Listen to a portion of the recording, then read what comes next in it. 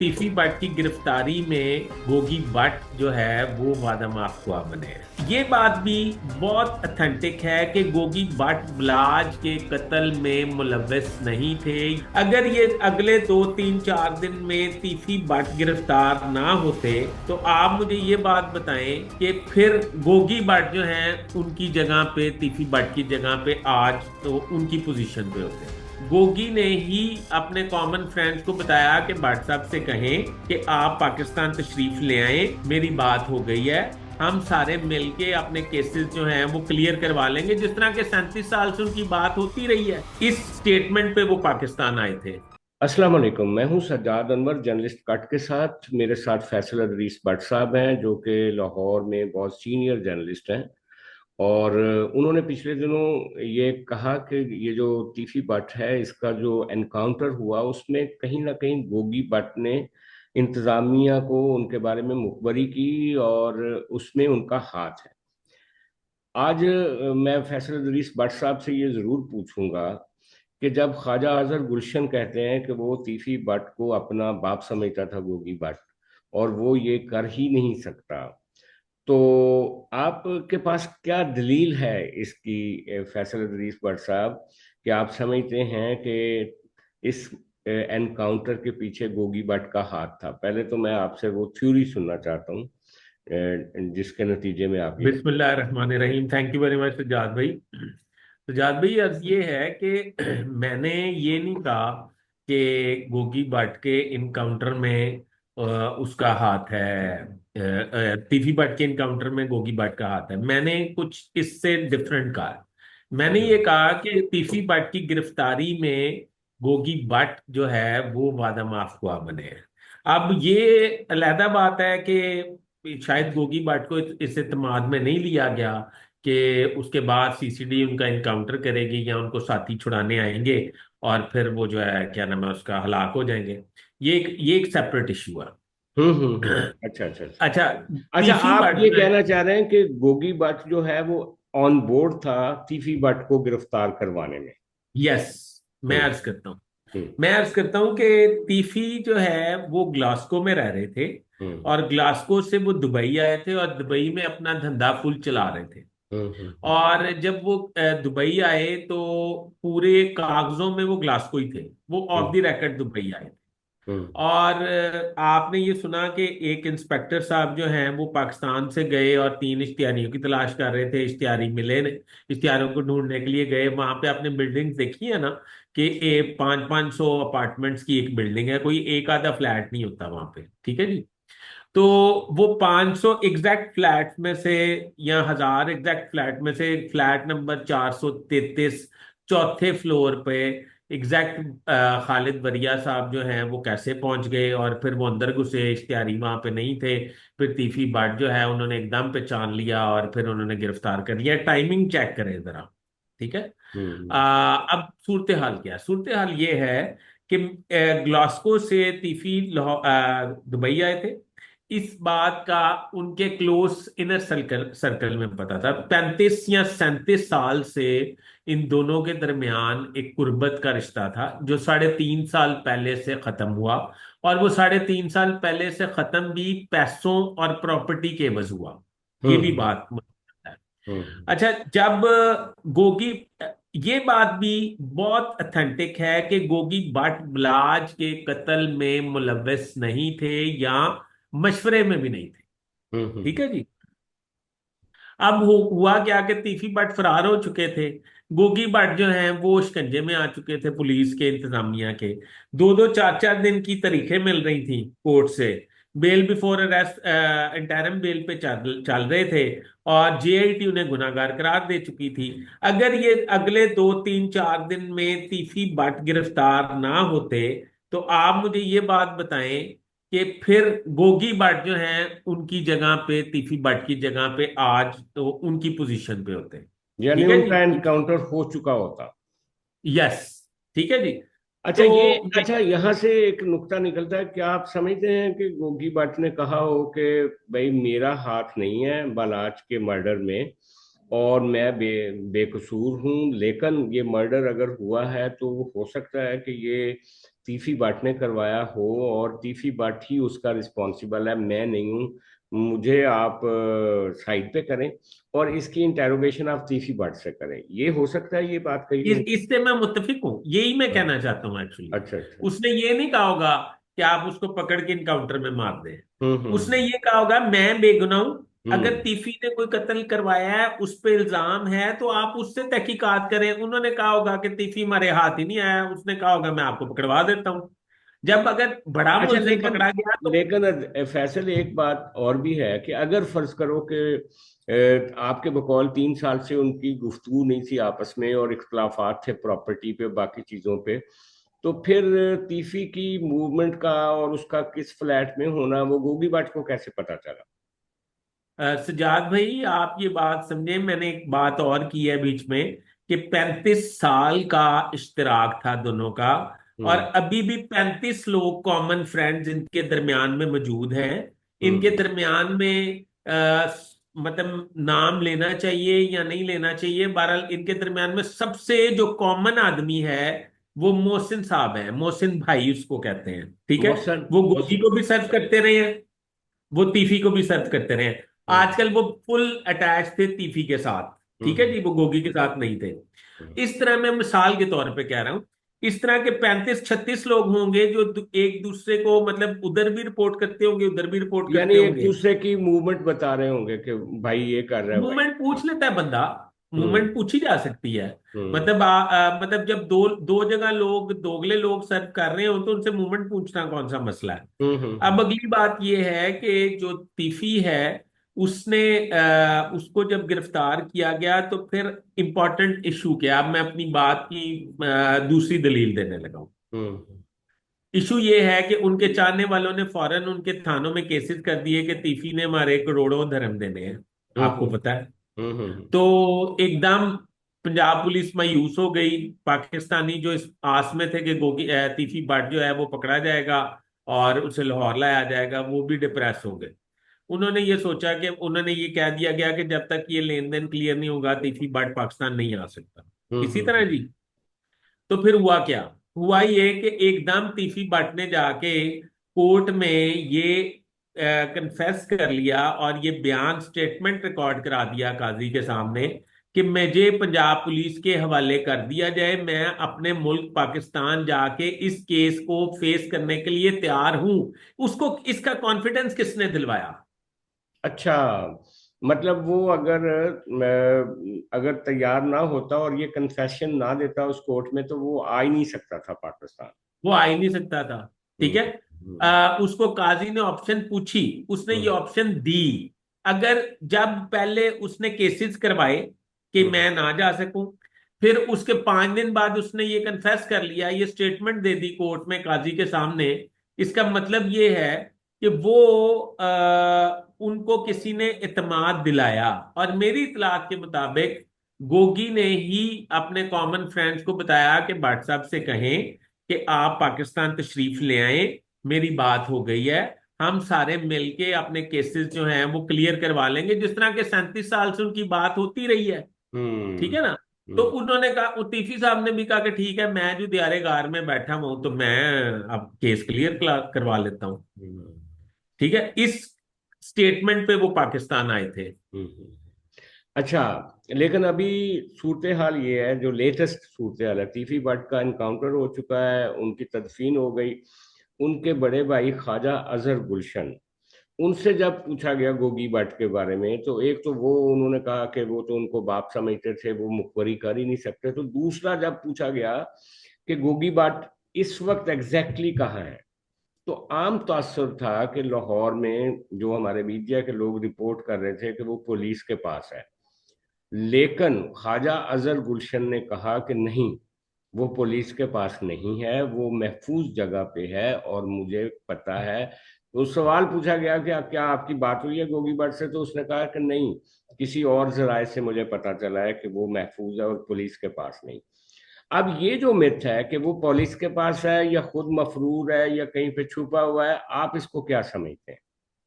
मैं ये समझता हूं कि वो पुलिस के पास नहीं है, हम्म। वो रुपोश है। हम्म। और वो जिस दिन तीफी भट्ट वहां से गिरफ्तार हुए थे वो उसी दिन रुपोश हो गए थे।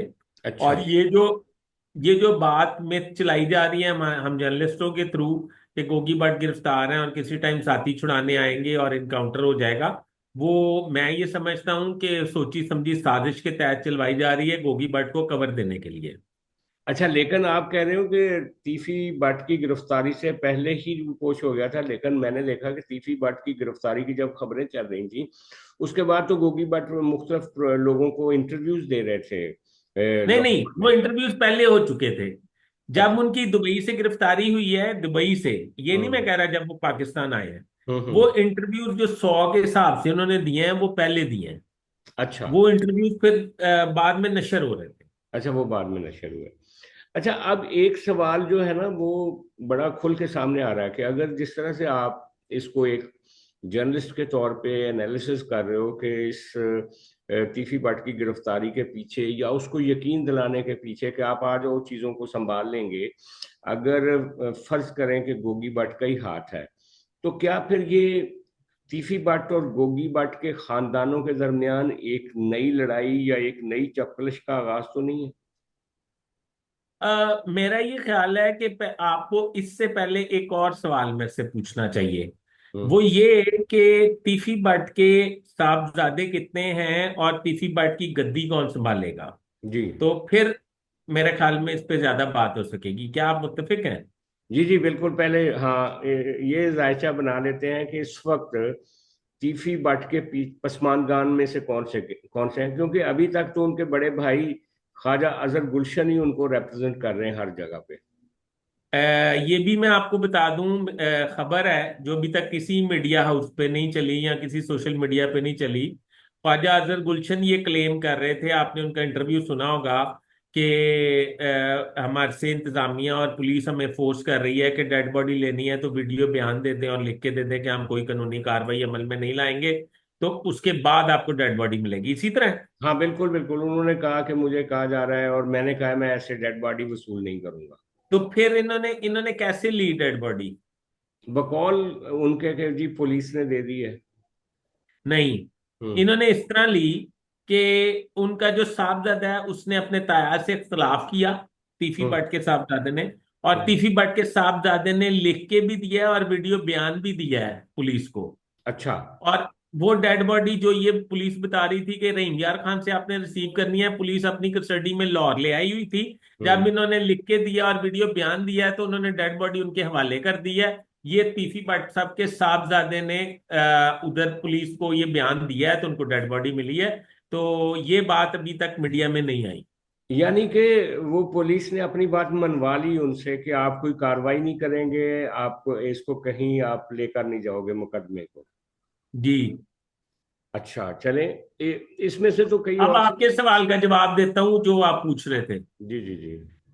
अब तीफी भट्ट साहब के मेरे इल्म के मुताबिक जो बेटे हैं उनकी तादाद है 3। अच्छा। और 3 जो हैं वो एक तो वो मतलब कोई खास मतलब कोई तालीम भी हासिल नहीं कर सके। हम्म।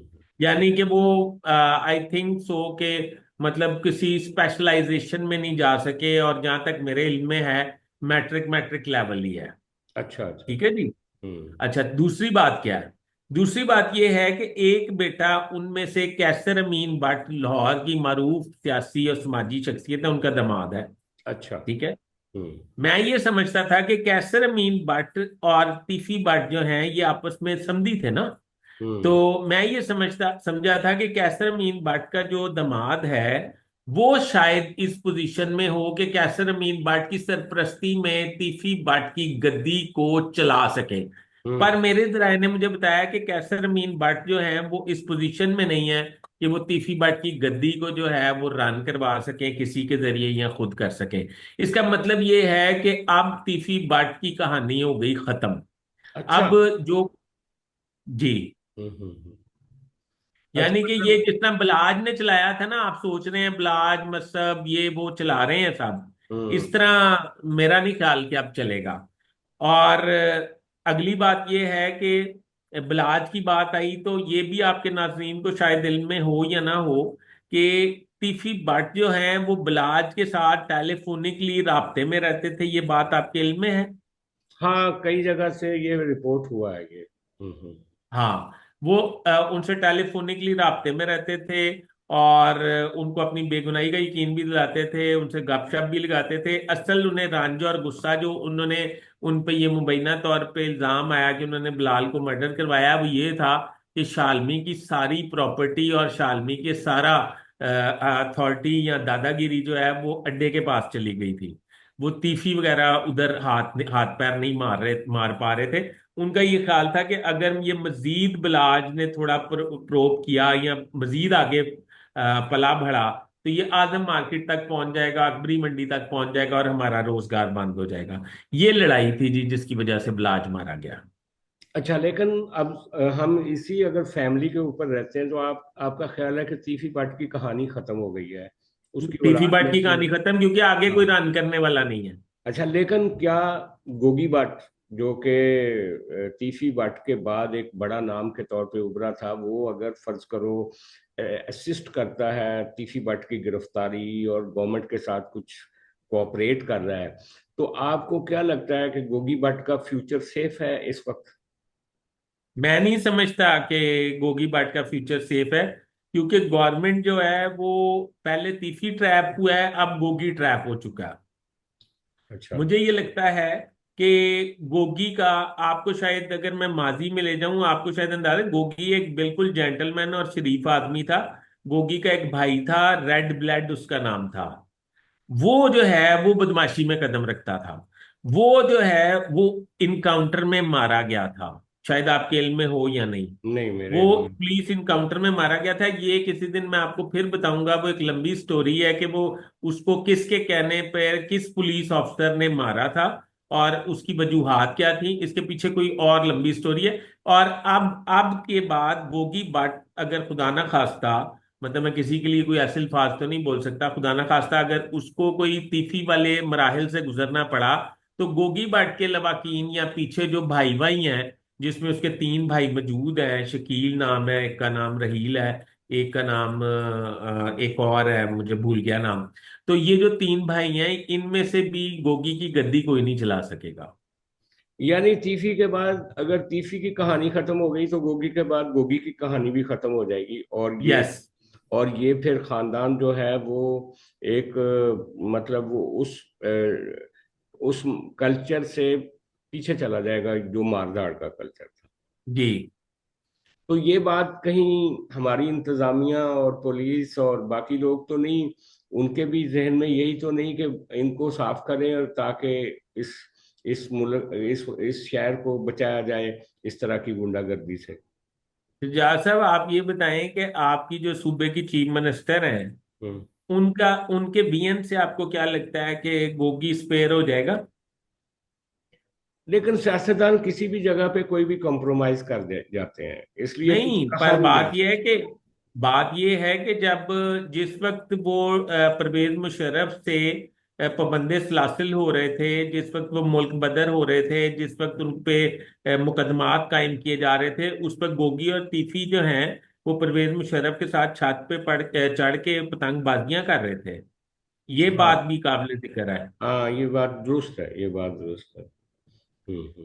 तो शरीफ खानदान के बारे में एक बात में तो आपके सामने ही होगी कि वो भूलता काम है अपने मुखालफिन को।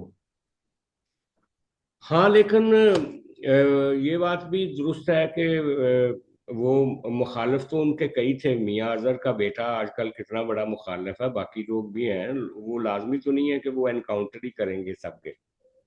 नहीं, पर आपके प्रोफेशन के हिसाब से देखेंगे ना, मुखालिफ तो उनकी आसिफ अली जरदारी भी है, उसका इनकाउंटर थोड़ी होना है।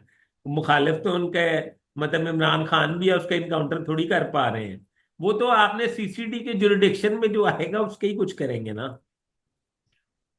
अच्छा, लेकिन वो तो गोगी बाट तो बार बार ये कहता है कि हम शरीफ लोग हैं, हमने कहीं ना कोई कब्जा किया है, ना कोई मारदाड़ की है, ना कोई लड़ाई की है। हाँ, आप तो ये समझते हैं कि उन्होंने ना कभी कब्जा किया है, ना मारधाड़ किया है, ना बदमाशी की है, और वो ताजिर है। मैं आपको एक बात सुना देता हूँ। एक में किस कुछ कुछ इशू था मेरे किसी जानने वाले का। तो एक साहब ने मुझे फोन किया, उनका ताल्लुक शोबिस से है। मैं नाम ले देता हूँ ताकि उन्हें थोड़ी शर्म भी आए। सखी सरवर भट्ट। जो प्रोड्यूसर हैं ड्रामो श्रामो के, वो मुझे नहीं जानते थे। उन्होंने मुझे कॉल की और कॉल करके कहा कि भाट साहब सलाम अलैकुम, वो इस तरह ये मसला है। तो मैं कहा हाँ, इसको मसले को हल होना चाहिए। तो उन्होंने कहा किस तरह? मैं क्या आप इसको हल कर दें, मतलब मैंने ऑनर की उनकी। तो उन्होंने कहा ठीक है। तो फिर अब बात खत्म हो गई। तो उन्होंने कहा कि आपको पता है कि मेरे जो है ना अंडरवर्ल्ड के काफी लोग मेरे बिजनेस पार्टनर हैं। मैंने उन्हें पूछा कि आपकी तालीम कितनी है? उन्होंने कहा इस बात का इस बात से क्या ताल्लुक है? मैं क्या, वो जो अंडरवर्ल्ड वाले हैं वो लोगों को बताते फिर रहे हैं हमारी बुस्तामी रोड पे दुकान है, ब्रहमपुर रोड पे दुकान है, खुदा की कसम हम ताजर हैं। ठीक है ना? और आप कह रहे हैं हम अंडरवर्ल्ड के दोस्त हैं मेरे, ये वो। तो कहने का मकसद ये है कि लोगों को ना इस सही कैलकुलेशन टाइम की नहीं आती। ये भी लेट हो गए ये बताने में कि ये ताजिर है। ठीक हम्म। है ना? हम्म। जब इनको बताना चाहिए था कि ये ताजिर हैं। उस फूड स्ट्रीट जो लाहौर की, मैं समझता हूँ एक शान थी। अगर वो बेशक परवेज मुशर्रफ ने बनवाई थी, एक हम्म। शान थी। उसके खत्म होने के पीछे कौन था? उसके खत्म होने के पीछे यही ताजिर थे। हम्म। इन्होंने बेड़ा गर्क कर दिया उन दुकानदारों का, उन खाने पीने वालों को। 10-10 15-15 लाख रुपया महीने का बिल बनता था खाने का। तो वो हम्म। तो उन्हें उसके बदले मार पड़ती थी। हम्म। ये तो अब बात बहुत लंबी चली जाएगी। बिल्ला तिक्के वाला कौन है, निराला भट्ट कौन है, फलां कौन है, इस तरह करके वो बातें बहुत आगे निकल जाती हैं। तो हम मेरे ख्याल टॉपिक पे रहते हैं।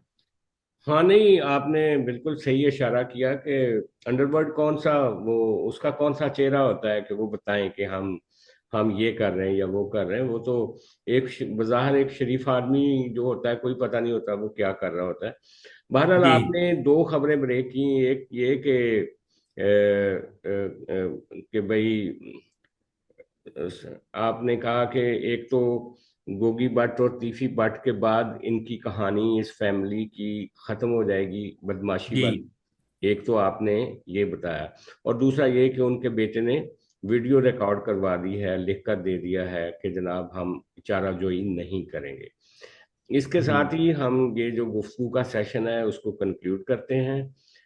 कल फिर आपसे मुलाकात होगी। बहुत शुक्रिया।